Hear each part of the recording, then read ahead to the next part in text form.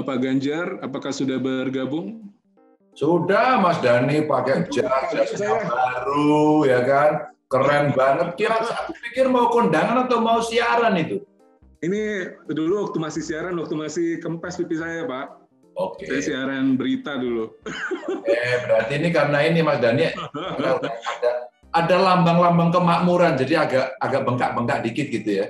Bisa juga karena udah jarang olahraga, Pak Ganjar. Pak Ganjar masih ingat nggak sebelum mulai nih? Kita dulu nonton Metallica bareng. Saya liput dari RCTI, kita nonton Metallica bareng. Oh, iya. Ingat ya. Sama Pak Ade, sama Pak Jokowi, dan Mas Dewan Jodi. Waduh, ingat. Biasa Pak Ganjar emang ini. Ya, sempat foto-foto dulu. Iya, rambutnya aja masih putih tapi jiwanya muda nih, Mas. Makanya di webinar ini kita dari tadi nungguin Mas Ganjar nih, teman-teman, mana Mas Ganjar gitu. Kita ingin dengar paparannya. Jadi tadi kita sudah mendengarkan Pak Ganjar dari Kominfo, Pak Boni cerita mengenai bagaimana Kominfo sekarang mencanangkan upaya untuk 1.000 startup kurang lebih tadi ya, untuk meningkatkan kreativitas dan kemandirian mahasiswa. Ayo gabung. Mas Adam sebagai salah satu contoh startup juga yang sukses di dunia games. Nah, saya baca research banyak sekali kegiatan yang dilakukan Pak Ganjar nih. Setelah terakhir kita ketemu di Senayan, kegiatan lapak Ganjar dan lain-lain, saya lihat, wah sepak terjangnya luar biasa. Teman-teman di Undira juga banyak yang punya startup dan UMKM Pak Ganjar. Banyak pertanyaan nih udah numpuk nungguin Pak Ganjar dari tadi. Terima kasih sebelumnya tadi Mas Adam dan Mas Boni, kita beralih sekarang sudah hadir tamu istimewa kita, teman saya nonton konser. Pak Ganjar, saya persilahkan waktunya Pak. Terima kasih. Oh, ini ada forum chatnya ya Mas Dhani ya? Ada. Oke, saya sapa dulu dong kalau gitu dari forum chatnya ya, boleh ya Mas Dhani ya? Boleh, silakan Pak Ganjar. Oke, teman-teman semuanya, Assalamualaikum warahmatullahi wabarakatuh. Selamat siang, saya doakan sehat-sehat semuanya. Wow, udah pada nulis di forum chat. Emang teman-teman kita ngobrol di sini, teman-teman pengen tahu apa sih gitu ya? Biar nanti saya nggak keliru. Udah kita ngomongnya banyak-banyak sama Mas Dhani, saya keliru lagi. Oh, dari Banyumas, oke. Oh, Tegal, rakyat saya ini. Teman-teman dan kawan-kawan dari Universitas Dian Nusantara, tentu saja saya senang sekali pengen ngobrol. Tapi kira-kira kalau hari ini kita ngobrol, Anda pengen ngobrol atau pengen tahu tentang apa sih? Boleh ditulis nggak di situ? Boleh nggak? Halo yang mendengarkan saya. Kira-kira kamu pengen ngobrol apa sih? Pengen tahu apa sih gitu ya dengan saya? Kalau iya silakan Anda tulis. Oh, salam dari Palembang. Oke, dari Kebumen. Wirausaha Pak. Oh, Heru pengen wirausaha. Ini kayaknya Heru udah rindu sama uang ini. Tim pemburu preman. Ini pasti ikut obrolan saya. UMKM Pak. Good. Oke. Palembang apa kabar? Kegiatan Bapak? Kegiatan saya ya ngurus COVID. Dari Batang. Oke, mau tunggu. Oke, dari Bekasi. Ya, kalau kira-kira Anda siap-siap tanya sama saya, hai para pendengar radio, hai para penonton, oh emang TV gitu ya. Kira-kira Anda ketemu saya mau nanya apa kira-kira? Coba saya pengen tahu dulu, kalau mau tanya apa sih kira-kira? Silakan. Bagaimana menjadi milenial yang kreatif dan inovatif? Ya tinggal kamu buat karya aja, nggak sulit kan? Itu kira-kira kalau kita sekolah dulu kayak apa sih? Kayak mengarang. Oh tadi kan ada contoh yang bagus banget. Nanya banyak Pak, nanya yang jelas, nanya kok banyak. Pandemi bagaimana, terus UMKM di masa pandemi seperti apa, Apandi, ada Sri Rate, Kris Tanti Agustina, membahas sedikit tentang Kampus Merdeka dan kaitannya dengan bisnis. Oh, Kampus Merdeka keren loh, kamu dampingin aja UMKM, itu udah konkret.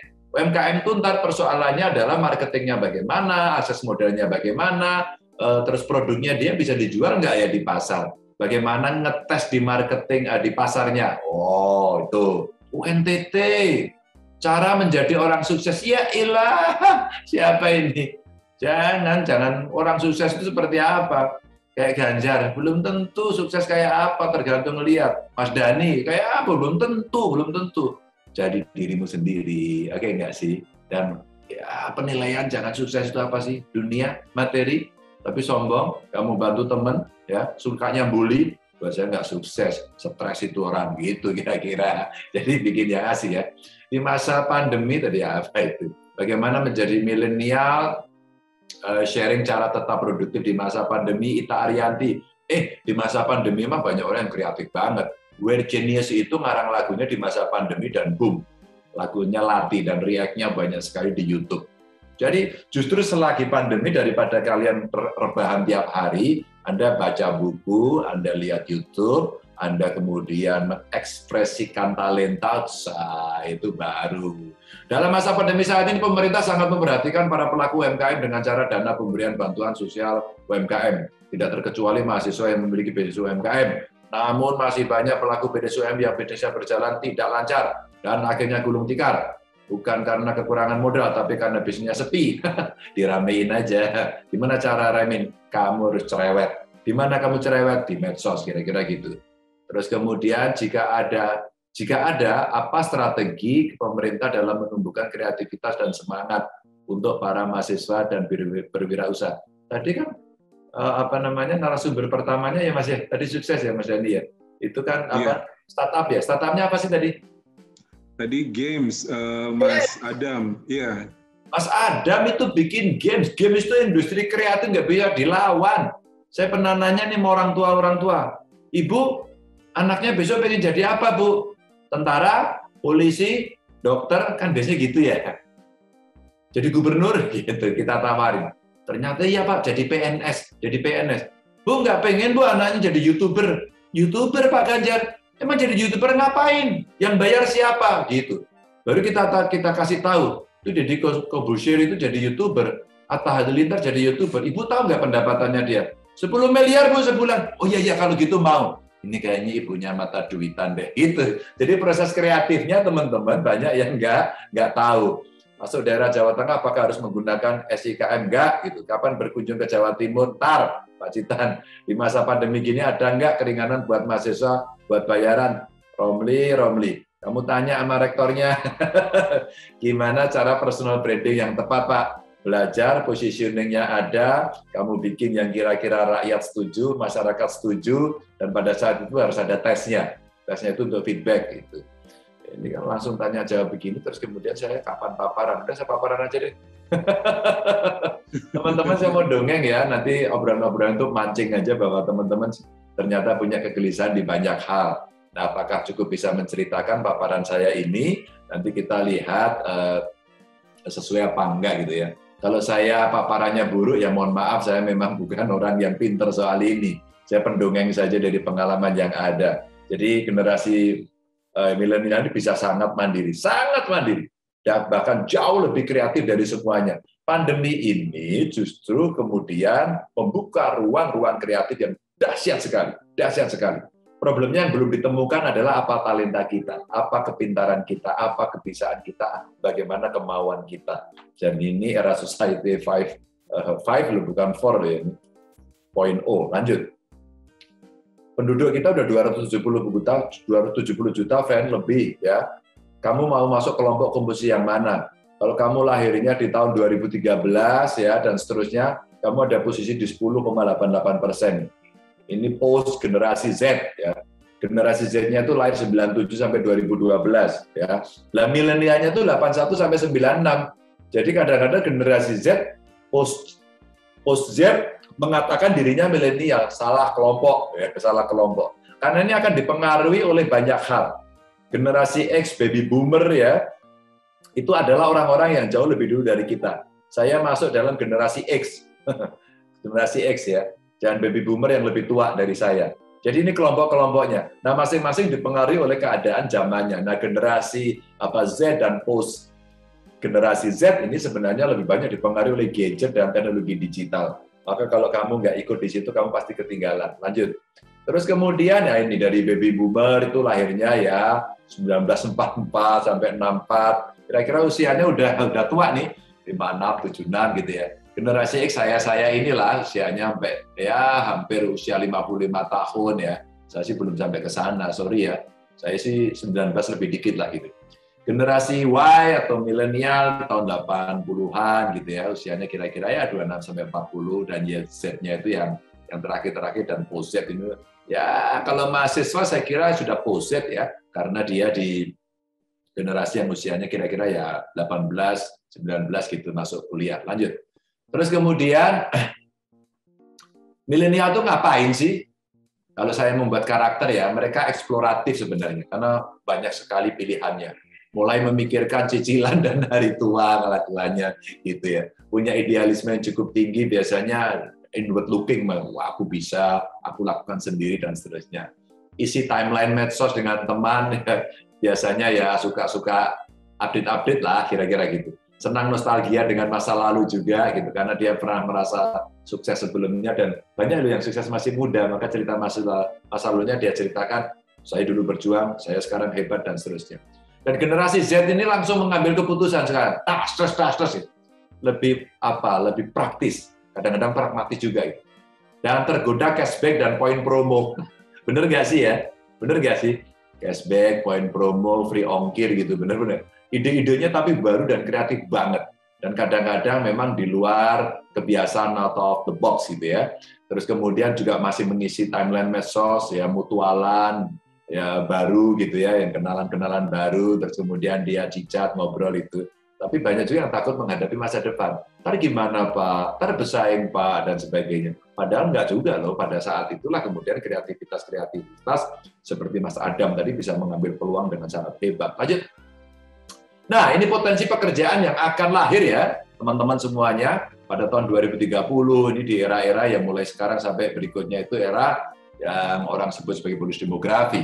Ini kurang lebih ada 50 juta pekerjaan baru yang berbasis teknologi. Ini contohnya ada social media management, ya, ada pilot drone mungkin, web developer udah banyak ini, digital marketing sekarang pada latihan di sana, apa UI UX, apa desainer, admin marketplace, bagaimana data analis, AI spesialis, wah ini ilmu baru deh sekarang, mesti ada fakultas-fakultas baru ini, jadi multidisiplin fakulti kira-kira begitu ya. Lanjut.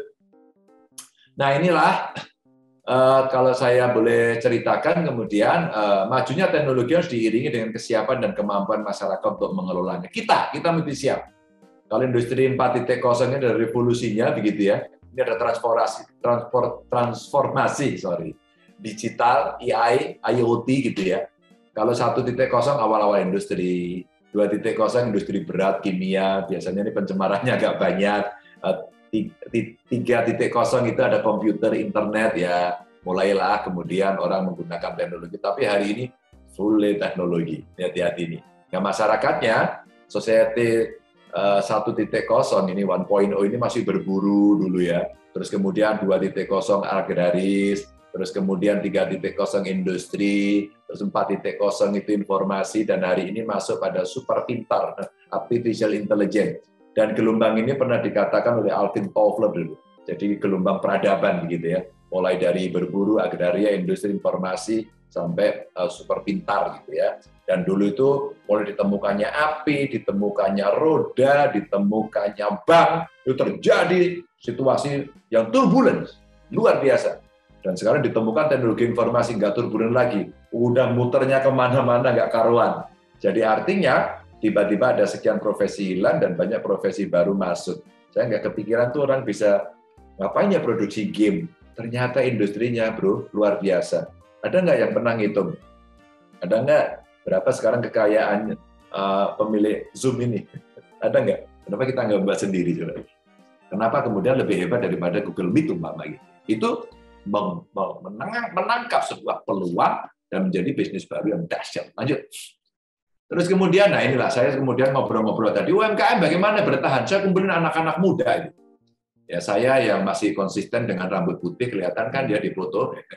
Jadi kami mendorong bagaimana co-working space itu bisa menginisiasi. Dan ada gedung kantor jelek itu saya bangun, saya rubah jadi bagus. Kita isi anak-anak muda dan Anda lihat mereka pakai kaos oblong ya. Terus kemudian baju nggak dikancingin, desain-desain bajunya juga aneh-aneh, maka ini kreatif banget dan saya senang. Di sana bisa pelatihan, kolaborasi, ada komunitas, ada bisnis, dan ada anak muda gitu ya. Dan di sanalah kemudian mereka berkumpul, membuat startup, nanya kiri kanan, dan lihat kan di meja-mejanya isinya apa itu? ada analis, dia praktek, ya, komputer, basis gitu. Ini visual, ini beneran. Mau main ke Semarang, saya tunjukin di sini. Anda mau sharing, Anda bisa jadi narasumber. Dan disinilah kemudian orang-orang terinspirasi dan saling memotivasi untuk bisa tumbuh, termasuk startup ya, friend yang Anda tadi nanya-nanya, Anda memulai itu oke. Lanjut. Terus kemudian, nah inilah, muncullah kemudian, saya pernah iseng-iseng ini, Mbak Dani, untuk ngobrol sama anak-anak. Kira-kira anak-anak kalian bisa apa? Waduh, saya buat startup bisnis, apa competition gitu. Ini lihat wajahnya ini. Ya, pakai baju hitam-hitam semua itu. Lihat wajahnya itu. Wajah-wajah seusia saya semua kan? Itu anak kreatif semua itu. Ada namanya Commerce. Ini memberdayakan SDM di desa terlatih dengan e-commerce di Purbalingga. Juara dia. Ada di Boyolali ini. BS Fly. Ini mengubah sampah jadi rupiah melalui lalat untuk pakan ternak. Dia yang membuat. Dan itu betul-betul berbasis realitas, konten-konten, masalah-masalah yang ada di lokal. Bayangin nggak? Di lokal yang dulu merasa dia harus ke kota, dia mesti meninggalkan kota, hari ini dia ngerti problem desanya dengan teknologi, dia ramu jadi satu, dia berkumpul, dia diskusi, dan dari desa dia bisa seperti ini. Ini contohnya yang saya senang banget dengan mereka. Lanjut. Nah, terus kemudian gini, jadi waktu itu lomba-lomba itu kita bikin, saya fasilitasi, kita kasih hadiah. Jadi ada total dari jumlah yang mendaftar kira-kira 2.188. Banyak ya. Padahal mau saya ambil 3 aja sebenarnya yang the best banget gitu. Terus kemudian ada 437 yang diseleksi dan 20 tim mewakili dari berbagai bidang, ada pendidikan, pariwisata, logistik, transportasi. Terpikirkan nggak sih oleh kita ternyata ketika mereka ikut berlomba, ternyata mereka sudah mengklaster dirinya sendiri. Ada yang di pendidikan, pariwisata, logistik, transportasi. Waduh, itu yang terinspirasi bukan teman-temannya, gubernurnya itu. Saya bilang, ya Allah, luar biasa. Ini generasi Indonesia yang tugas pemerintah kemudian to facilitate, memfasilitasi saja, agar kemudian mereka bisa boom, berkembang dengan segala talentanya. Kalian ada, kalian bisa. Kalian bagian dari mereka, bukan saya. Saya masih gagap-gagap juga. Tapi begitu saya dijelaskan cara mereka bekerja, wah, di luar yang pernah saya pikirkan. Lanjut. Nah, ini kemudian kerja-kerja mereka bisa dilihat secara visual. Ada memasangkan UMKM generasi X dengan pemasar digital generasi Z. Wah, ada pembuatan buku motif modifikasi batik tulis. Ya, ini dari Lasem, ini keren banget. Dengan website mereka masuk dikawin-kawin ini persilangan. Tapi bukan selingkuh loh ya, ini persilangan gitu ya. Ada juga yang mendorong anak muda menyelesaikan masalah di Jawa Tengah dengan teknologi. Mereka mendapatkan challenge, wah luar biasa. Dan mereka meresponnya dengan dahsyat. Yang tidak mampu, kurang baca, nggak pernah diskusi, kurang pikniknya kurang jauh, pasti melihat dunia itu penuh masalah dan saya bukan bagian dari itu, maka saya lemah. Besok saya ngebully, besok saya memaki-maki dan menyalahkan orang.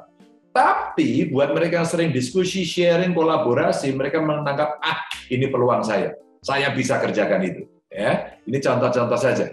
Ada UMKM, pariwisata, logistik, pendidikan, kesehatan, mereka semua kumpul-kumpulkan. Dan pada akhirnya nanti dia akan order.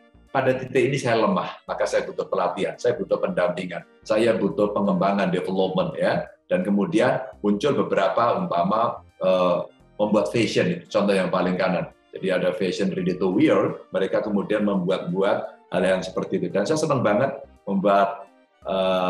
melihat mereka membuat itu, membuat topi, membuat tas kecil, macam-macam dengan material yang hebat. Ada yang bekas sampah dia olah gitu ya, kain perca, kulit sisa gitu. Terus kemudian dia kombinasikan nilainya wow jauh lebih tinggi. Atau juga ada yang membuat makanan minuman sih. Gitu lanjut. Terus kemudian, nah ini akhirnya kita membuat fasilitas untuk mereka bisa berkembang. Kami kasih nama Heterospace. Sebenarnya ini adalah co-working space.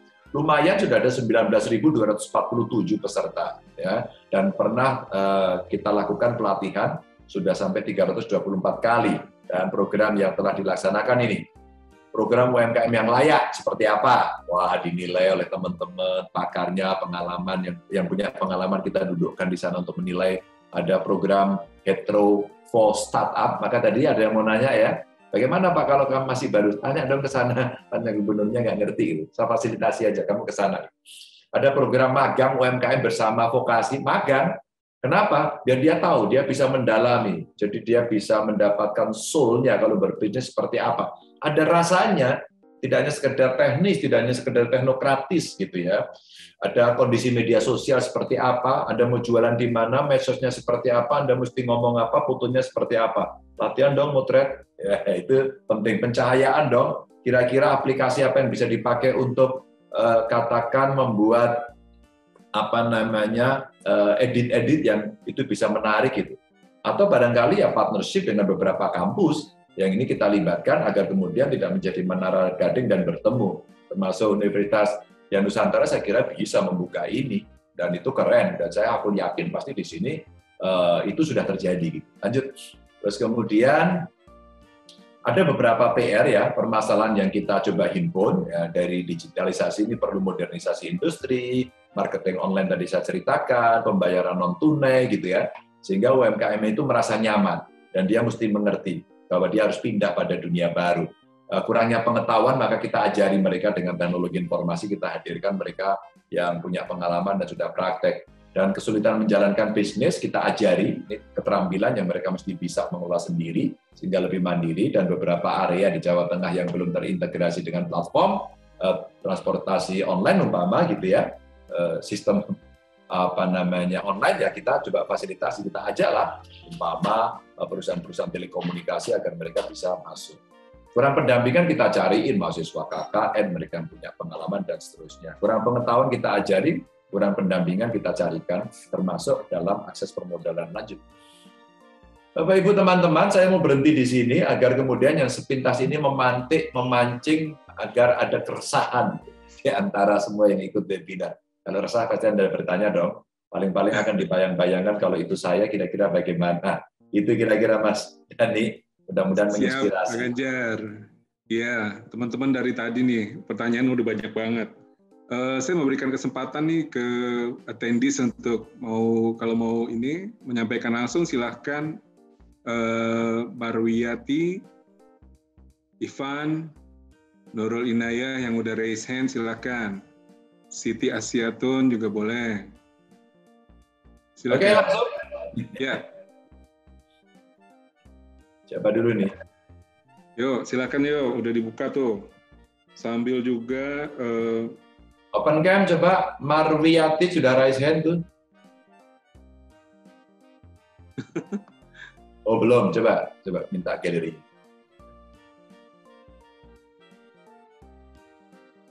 Oke, yang raise hand berikutnya Ivan Wibowo. Oh, gambarnya Harley. Mbak Nurul Inayah. Halo. Siti Asyatun. Ini yang bertanya saya takut Mas. Ini orang beneran atau hantu nih? Iya nih, padahal udah saya buka. Kalau kan kita lihat dari forum chat aja ya. Boleh, silakan Pak. Yohanes Ardian, lu mau tanya? Kalau tanya open cam ya. Pak Ganjar password-nya. Password naon?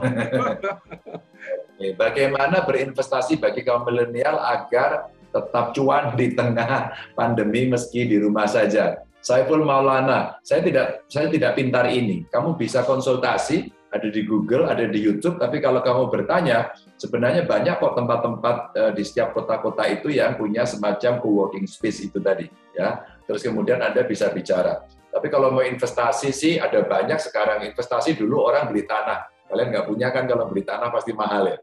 Atau beli emas juga masih mahal. Kalau kamu mau aman ya nabung-nabung aja. Tapi yang paling bagus ya sekarang ada orang bicara saham. Banyak. Kalau kamu bicara saham, bicara pasar uang, kamu bisa kursus, bisa ikuti di sana, dan kamu akan bisa mendapatkan apapun dari rumah. Banyak banget. Oke, berikutnya. Saya mau membacakan pertanyaan dari mahasiswa saya nih Pak. Silakan. Pilihan Destiara. Jadi di mahasiswa di Undira nih banyak juga yang sudah punya bisnis UMKM Pak Ganjar. Nah dia mau tanya, dia punya rumah produksi snack dan jasa laundry. Nah, pertanyaannya bagaimana meningkatkan kepercayaan customer kepada bisnis UMKM yang sudah dijalani, terutama ketika sudah menjalankan standar prokes dan khawatir karena pandeminya masih terus berjalan. Apakah ada tips gitu dari Pak Ganjar dan banyak juga UMKM lain yang tipsnya lah seperti apa yang mungkin yang diterapkan sama Pak Ganjar di Semarang dan di Jawa Tengah khususnya, Pak? Kalau kita mau menjemput rezeki dan hujan, Anda mau apa? Mau tunggu hujan reda, Anda tidak tahu redanya kapan. Nggak tahu. Anda mau tunggu di rumah saja, atau nunggu setengah reda, Anda masih kehujanan. Itu saya andaikan. Kalau saya mau jemput rezeki, saya harus keluar rumah, tapi hujannya lebat. Maka yang pertama saya pakai payung, tapi kaki saya bisa basah. Maka belum aman dari air. Sama dengan pandemi. Kalau kemudian saya tidak proteksi penuh, saya masih bisa kena. Tapi bisnis harus jalan, makan harus terus. Saya tunggu di rumah rebahan sambil maki-maki pemerintah, maki-maki Pak Ganjar, bansosnya nggak sampai ke saya. No, sorry ya. Sorry. Kita bukan anak-anak yang lebay-lebay terus kemudian meminta-minta mohon-mohon dan nyalain orang. Kalau saya, berikutnya apa yang paling sederhana, pakai mantel. Mantelnya sampai kaki, dibungkus plastik semuanya aman. Tapi Anda akan capek mungkin karena jalan kaki. Kalau nggak terlalu capek, ya pakai mantel penuh, Anda proteksi diri, kemudian naik ojol mungkin. Ya masih bisa kena angin-angin dikit ya, nggak nyaman. Yang paling bagus naik mobil. Mulai dari halaman naik mobil, terkunci, Anda aman, tujuan tercapai. Grade-grade itu saya ceritakan untuk kita survive. Bisnis laundry semuanya oke, laundrynya mesti ditambahin sekarang. Sekarang laundrynya saya jemput dan saya antar Anda di rumah saja. Mohon maaf ya, tambah ongkir dikit. Bisnis baru Anda tambah. Dulu Anda punya laundry, orang datang ditungguin gitu ya. Sekarang enggak, saya jemput. Ini nomor telepon saya, ini medsos saya, dan saya bercerita, ini laundry saya, Bapak Ibu, ini laundry saya keren banget. Ini wangi sabunnya ya, kami bersih, kami jamin, satu quality. Quantity Anda kalau Bapak Ibu butuh banyak sekali akan saya jemput free ongkir Bapak Ibu. Tapi harus mesti sekian kilo minimal, gitu kan? Terus kemudian apa? Continuity, kami tidak pernah libur. Sampai kapanpun, tidak pernah libur. Maka kalau kemudian Bapak Ibu butuh hal-hal semacam ini kita beri. Itu gimmick-gimmick aja sih menurut saya. Dan banyak juga saya coba membantu ya Mas Dhani dengan cara begini. Saya membuat itu lapak Ganjar itu. Saya bantu jualin di IG saya. Karena kemudian saya lihat, kata orang-orang Pak Ganjar lumayan tuh 3,8 juta followernya, itu kalau 100.000 aja ikut dan mereka beli udah lumayan. Jangankan 100.000 Pak, 100 aja deh. Itu nyantol gitu udah lumayan. Saya ekstrakurikuler. Dan itu dilakukan, ikhtiar kita gitu. Maka bagaimana kemudian ya endorsement itu penting. Di-endorse oleh Mas Dhani, ya di-endorse oleh saya barangkali. Gimana Pak Ganjar cucian saya? Wah luar biasa. Kalau kita nggak pernah lihat. Tapi Anda kenal saya. Karena Anda kenal saya, mungkin bantuin dong Pak. Ya nggak apa-apa, itu bisa dilakukan. Siapa orang yang bisa dipercaya? Ya, seorang Ari Lasso saja kemudian mengendorse produk UMKM Jateng. Gitu. Langsung saya viralin. Tuh Ari Lasso aja iya. Gitu. Dan Ari sendiri ngomong, gimana lagi Mas? Kita juga nggak nyanyi-nyanyi, nggak ada yang nanggap. Apakah Ari Lasso kemudian berhenti? Tidak. Dia jualan siomay. Ada nggak yang tahu? Ari Lasso jualan siomay. Mas Ari, siomaynya harganya berapa? Satu kotak 400.000 Pak.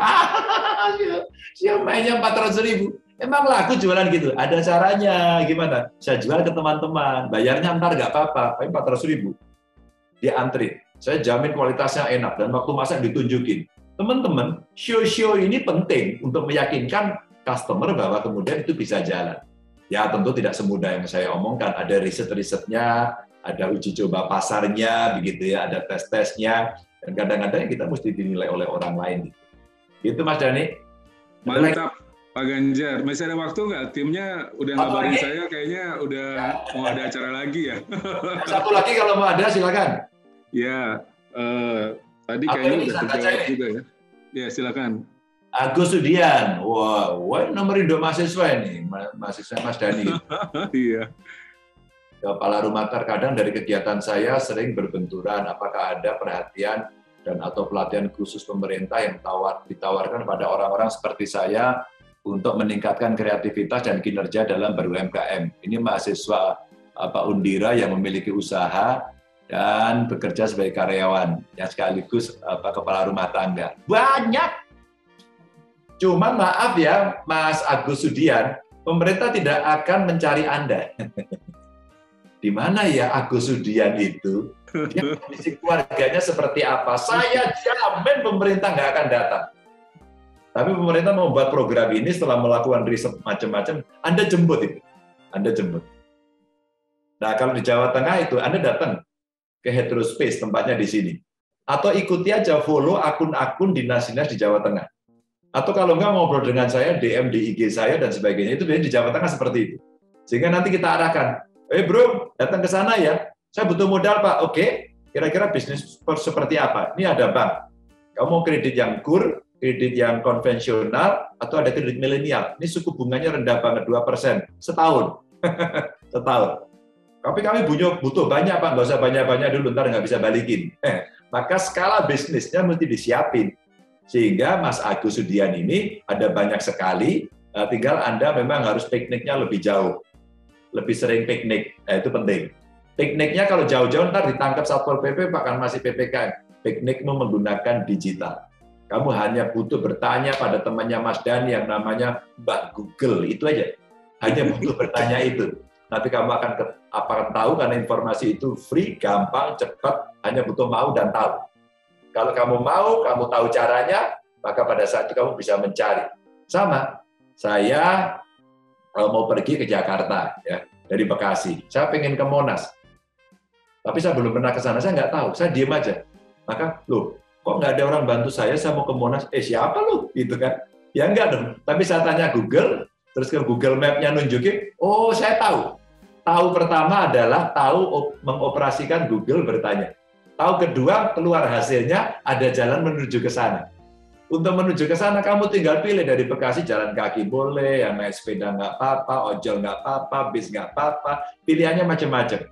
Nah, pilihan-pilihan inilah yang kemudian masing-masing membawa konsekuensi. Ada yang bayar, ada yang gratis, macam-macam lah. Anda punya pilihan banyak banget, maka Mas Agus Sudian ada banyak yang bisa kita lakukan dan itu ada. Apakah dari pemerintah cukup? Ada sih pemerintah nggak cukup ya. Tapi mereka bisa dengan BUMN, perusahaan. Mas siapa? Andi Noya ya. Kemarin kontak saya dan ternyata dia punya yayasannya gede banget, duitnya banyak banget, nawarin bantu saya. Mas Ganjar, ini bantuannya ada sembako, ada alat kesehatan. Tapi kalau Mas Ganjar punya proposal, Mas Ganjar boleh kasih ke kami. Mas Ganjar hanya butuh kasih proposalnya, komunitasnya mana nanti saya kasih. Apakah peralatan, pelatihan, macam-macam saya kasih. Enak sekali, duitnya ratusan miliar. Pernah dong, Agus Sudian, mungkin Anda kenal Andi Noya, Anda klik aja, Anda cari umpama. Ini contoh aja. Jadi cerita komunitas-komunitas ini ternyata mereka punya kepedulian dan pada sektor-sektor atau subsektor tertentu dia mau membantu dan itu free. Dan ketahuilah, banyak orang baik, teknologi informasi ada dan itu borderless. Kadang-kadang sampai ke seluruh dunia. Di UMKM Jawa Tengah, Mas Dhani, itu ada investor. Tahu nggak investornya siapa? Orang Indonesia yang tinggal di Jerman. Kurang kerjaan kan? Sekian euro orang duit dikumpulin, terus kemudian ikut invest, bukan nyumbang. Jadi komunitas masyarakat Indonesia yang di Jerman dikumpulkan, tidak semuanya sih, beberapa, terus kemudian sekian euro dikumpulin, terus proposalnya dari Jawa Tengah ada sih yang nganterin gitu, dengan teknologi informasi. Cocok, dia invest. Ini kita kontrol dari sini. Gitu. Dengan cara-cara itu sekarang dunia semuanya bisa. Mereka kenal tidak? Kirimnya euro, datangnya rupiah. Kenal ya duit euro? Belum, Pak. Ini duitnya sebenarnya euro ini. Tapi sedemikian cepatnya saja menjadi seperti itu. Jadi ada banyak cara, mudah-mudahan Mas Agus bisa mencoba. Mas Dhani, terima kasih ya. Mudah-mudahan bisa memberikan cerita kepada kawan-kawan semua. Terima kasih banyak Pak Ganjar atas waktunya. Semoga sehat-sehat selalu, kelihatan begitu energik, kita semua ketularan energiknya. Semua informasinya juga luar biasa, Pak. Terima kasih banyak, semoga sehat selalu. Kita ketemu lagi nanti, kangen nonton konser bareng Pak Ganjar. Makasih banyak ya Pak Ganjar. Izin ya, salam buat semuanya. Ya, makasih Pak Ganjar.